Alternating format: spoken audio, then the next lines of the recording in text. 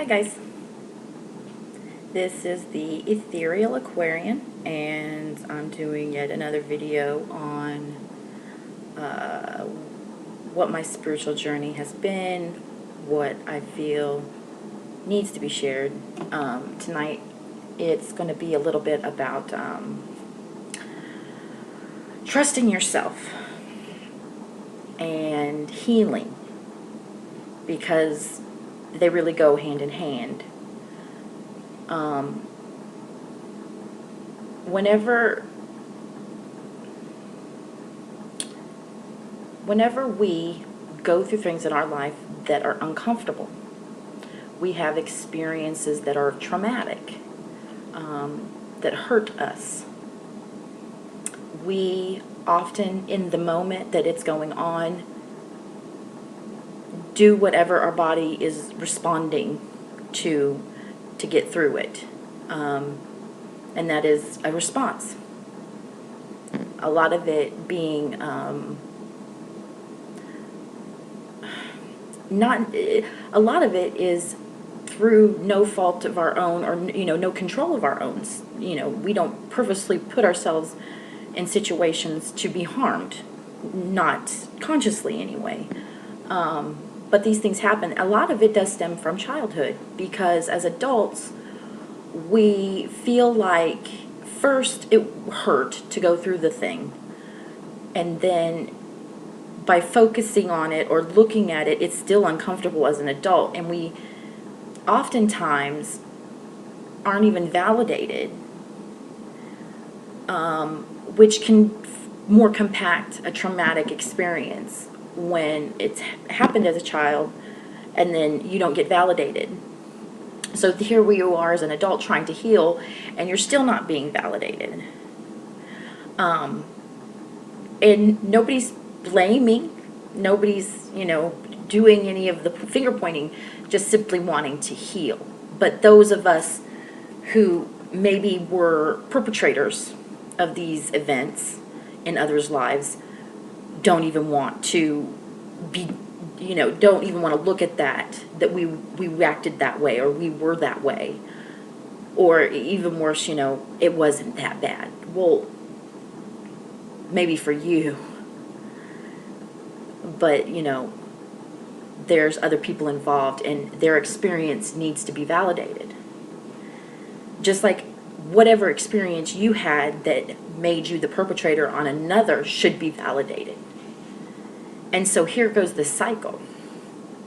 And what I've learned is the validation may not ever come, but the healing does need to come. And if you're constantly seeking the validation from the wrong person, you're going to only further traumatize yourself. So this is where so many of the programs we have built into our minds keep us in these cycles. If it was our parents who inflicted these traumatic events, we often don't even realize that we have trauma bonds, or Stockholm syndrome, with our parents. And then that's programming that says, honor thy mother and father. And as wonderful as that sounds, your parents are people, human beings, and you can't walk their path for them. And if living in a cycle where you're not being validated, and you continuously are being invalidated or brushed aside, or even further traumatized for new experiences beyond that, for their inability to address their self-responsibility, where does your allegiance lie? With them or with yourself? So this is where trusting yourself comes in.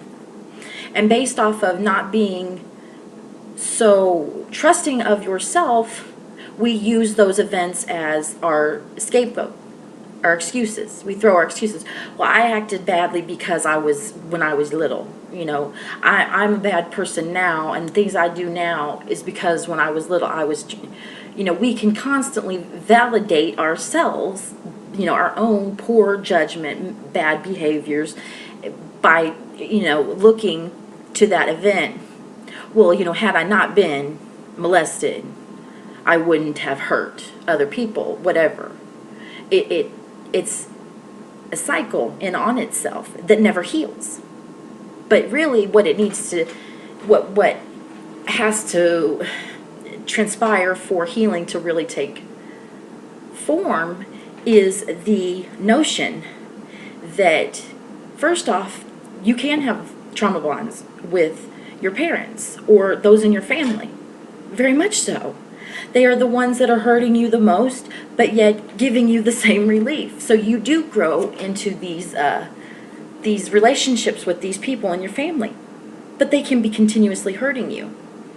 So at some point, if you recognize that these are the patterns that you have, you need to be okay with severing that bond with them. And it might be very hard. I'm not saying that, walking away from your entire family or, somebody that you've had a lifelong trauma bond with is going to be a walk in the park. It's not. What is more important is that it happens so you can heal, because you're not going to get validations. You're just going to perpetuate a cycle of invalidation and trauma. And that will not get you the expansion, the growth, that, the evolution that, anybody who wants to expand or grow or have a higher level of consciousness would really want. You're not going to get that growth there in a stagnant pool of family crap,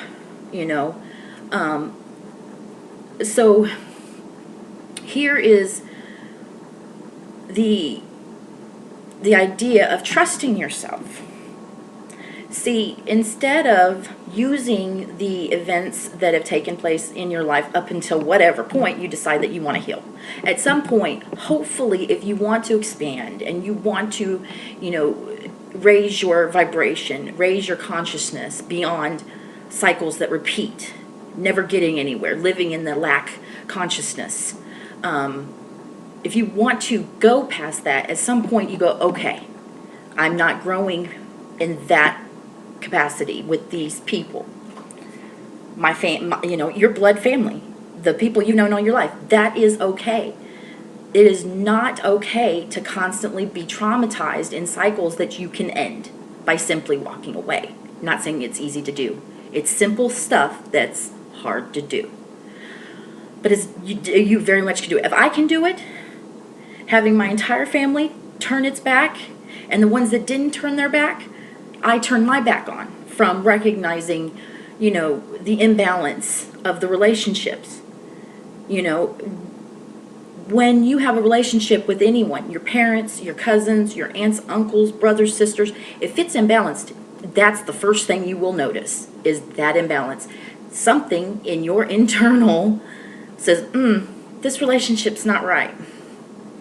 And you may not even be able to put your finger on it, but once you start recognizing that, trust yourself that there's something wrong. Step one, trusting yourself.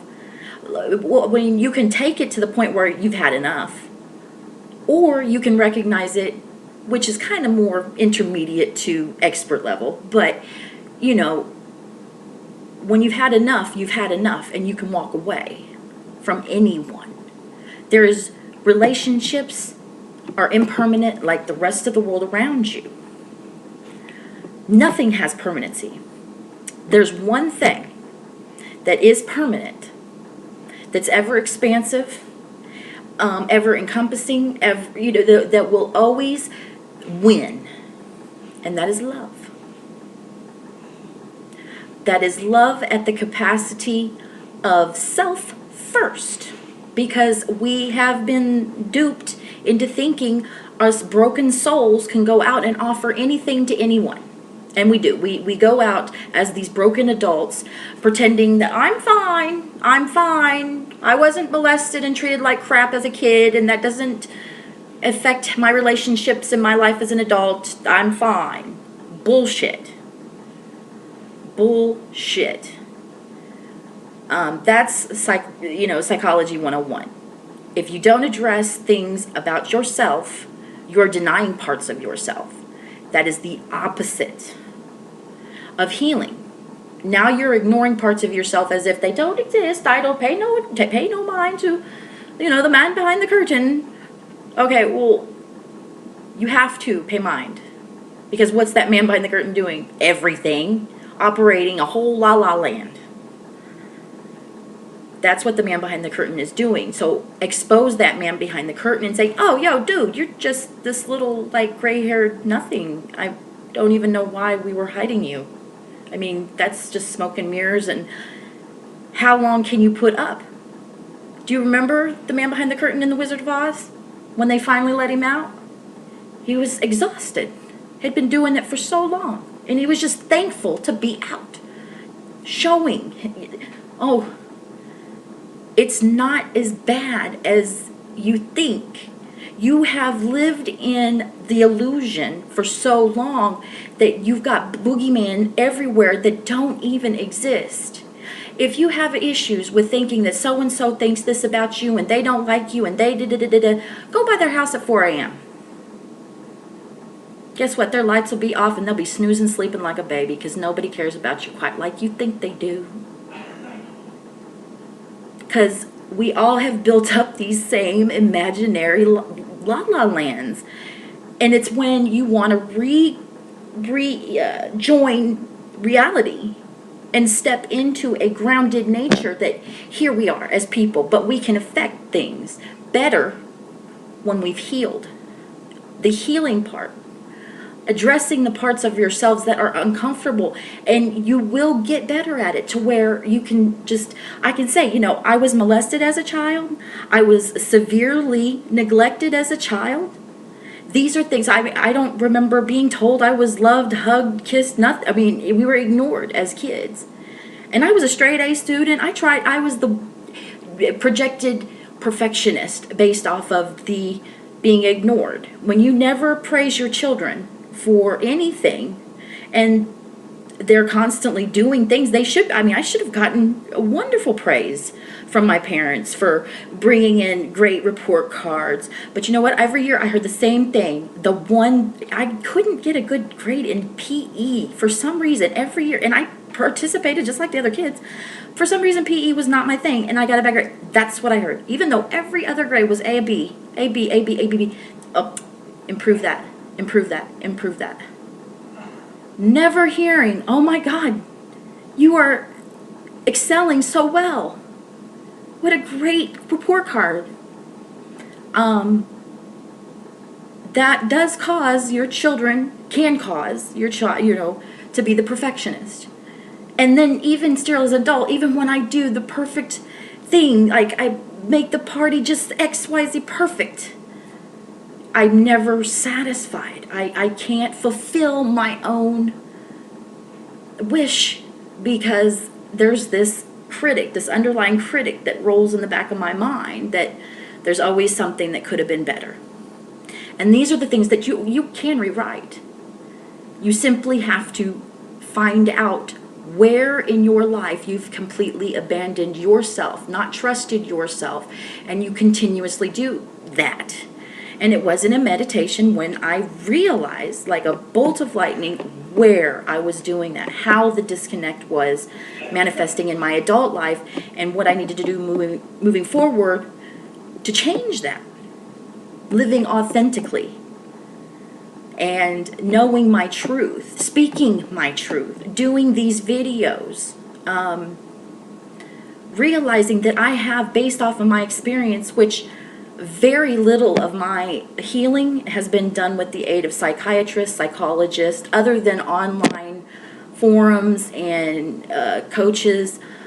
That's really it. I have healed a lot on my own simply by being who I am in my authentic self. At the crust of it all, I just wanted to be happy and better. And so I went with the thoughts that these could happen. I didn't rely. I went into a mental hospital 3 times, wanted out almost as soon as I went in, and never took any of the medications longer than the initial couple weeks. Thank God I was that smart not to get in, those cycles. I've also learned the great difference between, the parenting, how to parent your children. Your children are sleepy. You have a nation of sleepy children. who just need a damn nap, and parents that need the same damn nap because they're chasing dreams, they're chasing somebody else's dreams. This la la land again. Stop putting so much importance on things around you and start putting it on yourself. How important are you to you? You can't expect anybody to see any importance of you unless you see your importance in yourself to the same degree, if not just a little bit more. You have to have the cup not full but overflowing before you can go out and do to anyone. It's a shame that, you have to have all these, licenses and this to go out and do this, but to take a life out of your body and home with it, nothing. And that is the most precious thing that we have are our children. That's our most precious commodity. And we are abusing them, neglecting them, treating them like they're secondhand when they need to be praised and worshiped and treated like the precious jewels that they are. But they're pawns in marriages that are lacking for two broke people just breaking each other more. All looking for love, but when love comes right to your face, no, get away, don't look behind the curtain. It's shooting ourselves in the foot. And it really just needs to come from this area of, I'm God. God is our consciousness, folks, all of ours, in this big swirly pool that makes everything in life possible. It's all of us. That is the force. That without us, it doesn't exist. So we are it. It is us.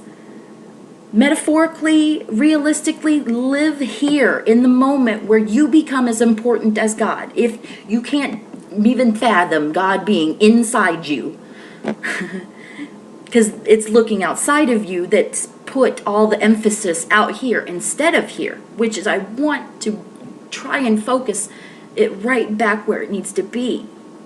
Focusing on making yourself happy and whole, and that being to know and tell, working on that like it is the essence of life. You are so important to be happy and healed and whole that you will stop at nothing.